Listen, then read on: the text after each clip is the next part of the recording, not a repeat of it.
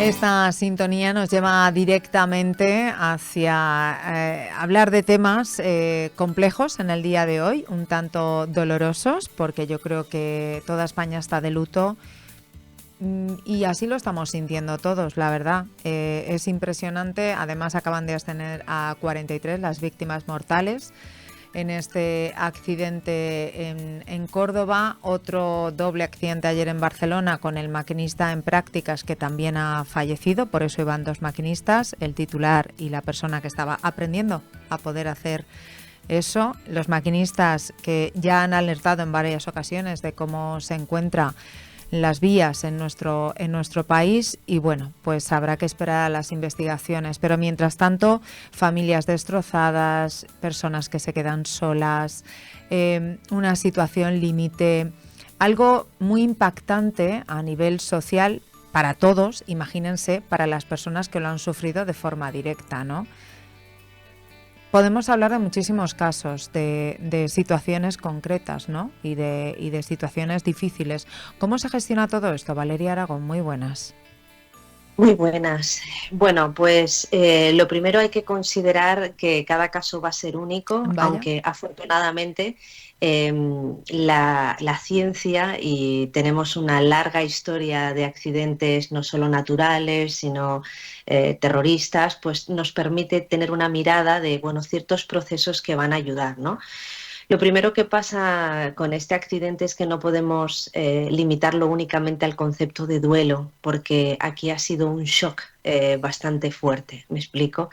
Ese shock genera toda una serie de síntomas que tenemos que considerar que nos pueden pasar y que tienen que ver con estar en un estado de hiperalerta, ¿verdad? Una sensación de que de golpe te vienen como flashes o imágenes intrusivas, dificultad para conciliar el sueño, son algunas de los síntomas más comunes cuando se dan estas circunstancias y que cualquier persona debe conocer, pues para no patologizarlo en exceso, sino decir, bueno, acabo de recibir un estrés muy agudo, esto forma parte de mi estado de hiperactivación y alerta y necesito ayuda y que me acompañen humanamente, ¿no?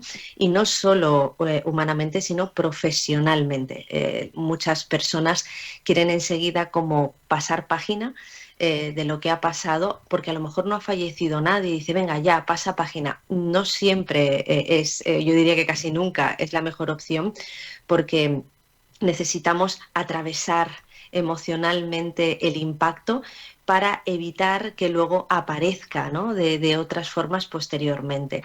Entonces, es importante reconocer que necesitamos ayuda a Ese, veces. ese, ese miedo que se genera, a ver, con miedo no podemos vivir, Valeria, porque Claro, si no, no saldríamos ni a la calle, porque claro. dices, ya, estoy segura aquí, pero luego eh, lees otro tipo de noticias que hasta se te puede caer el techo de tu casa. Entonces, con ese miedo no podemos vivir, Valeria, porque si no, no Claro, haríamos nada.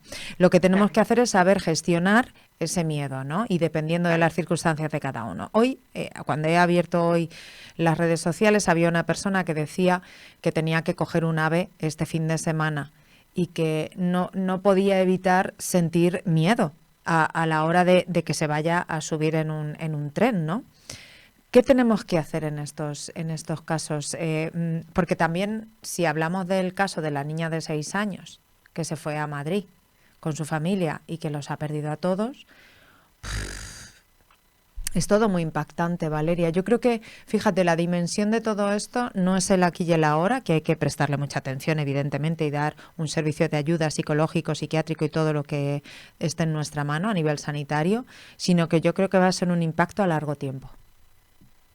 Es lo que trataba de decir, ¿no? Hay como una primera fase Mm. donde todo pasa por darnos cuenta de que estamos en shock y cosas como comer, hidratarse, que te acompañen sin invadir, que no te estén diciendo tienes que ser fuerte, ya verás cómo lo superas, todo pasa por algo, evitar todo ese tipo de Mm. fases, porque al final lo que la persona tiene que pasar es resignificar esa situación progresivamente, la vida sin esos familiares, la vida en contacto con la incertidumbre. Y aquí voy a tu pregunta, ¿no? O sea, como no tiene sentido una vida desde el miedo, porque literalmente no podríamos desarrollarnos plenamente como personas, o Ujú. sea, dejaríamos de hacer muchísimas cosas que nos dan vida. Sería como dejar de vivir por miedo a morir. Vaya paradoja, ¿verdad?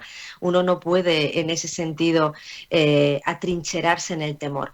Pero tampoco uno tiene por qué obligarse inmediatamente a meterse con todo el estrés si le ha afectado enormemente. Cuanto antes te metas en un tren, mejor. Bueno, pues como todo, hay que hacerlo con compasión, con acompañamiento y con conciencia. No tiene por qué ser de ayer para hoy si estabas en el tren, ¿no? Ahora, si por lo que sea te pasa como esa persona que lo ha visto en prensa, que lo ha visto en los medios. A mí también me lo dijeron, ¿no? Yo este fin de semana tengo que coger un tren y mi hijo lo primero que me preguntó es, mamá, ¿y vas a ir en tren? Ah, Digo, claro, claro. De nuevo tenemos esta distinción tan compleja y que cuesta tanto al cerebro de distinguir entre la posibilidad de que algo suceda y la probabilidad de que algo suceda. Cuando en el interior de nosotros podemos discernir en que es posible que pueda haber otro accidente este fin de semana, como posible es posible. Ahora, probable no es tan probable.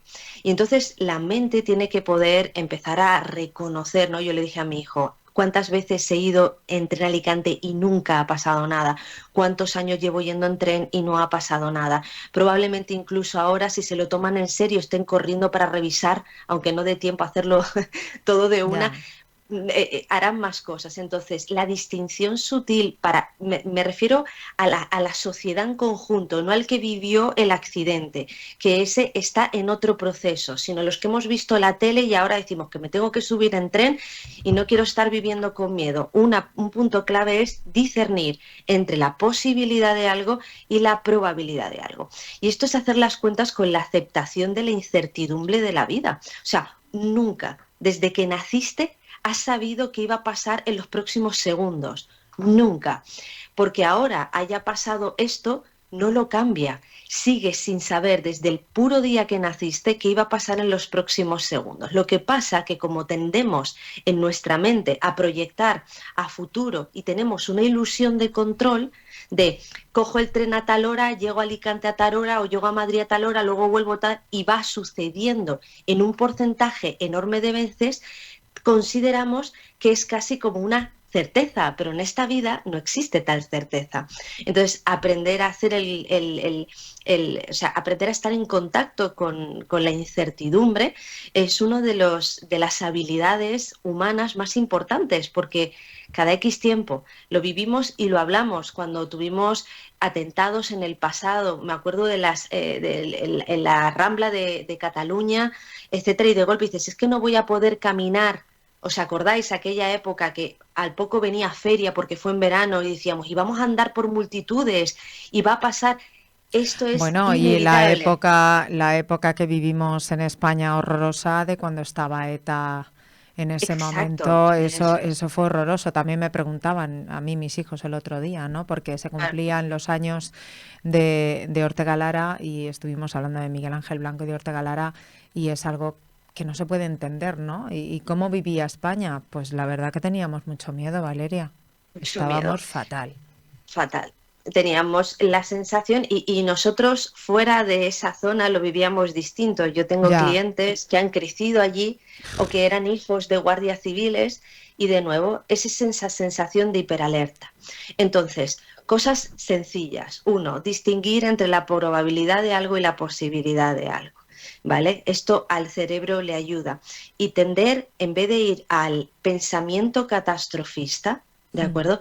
Ir a la observación consciente del presente. En este momento no está pasando nada y que la posibilidad de que pase no significa que vaya a pasar, Ya, porque tampoco es tan probable. ¿Cuántos accidentes de trenes ha habido en los últimos ya. años en España?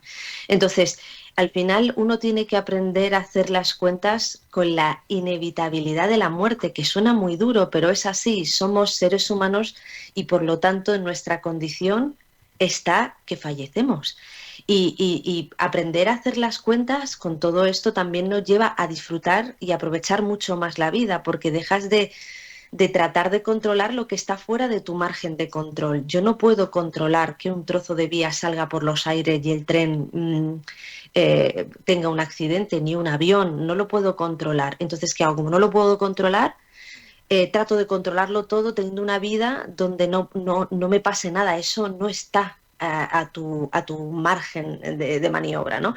Entonces es importante esas distinciones y aprender a leer sobre, o sea, aprender a aceptar que, bueno, mi padre decía una frase que era muy dura, no sé si porque era comisario de policía o por qué, pero de todo decía, todos somos hijos de la muerte, Valeria, no lo olvides.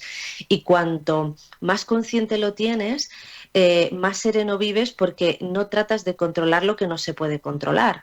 Thich Nhat Hanh también decía que es muy importante recordarlo, ¿no? Que tendemos a querer olvidar que podemos morir, que no lo queremos pensar, que queremos dejarlo a un lado, pero que en el budismo y en otras religiones se tiene muy presente como un como algo necesario precisamente para poder disfrutar de la vida, ¿no? Y no es vivir hoy como si me fuera a morir mañana, sino como si fuera el primer día y disfrutarla al máximo, ¿no?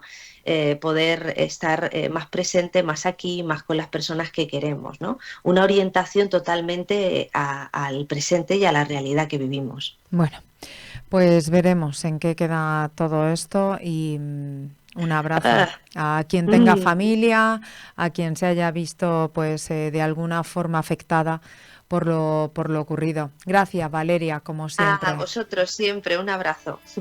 No se muevan más cosas en el radio.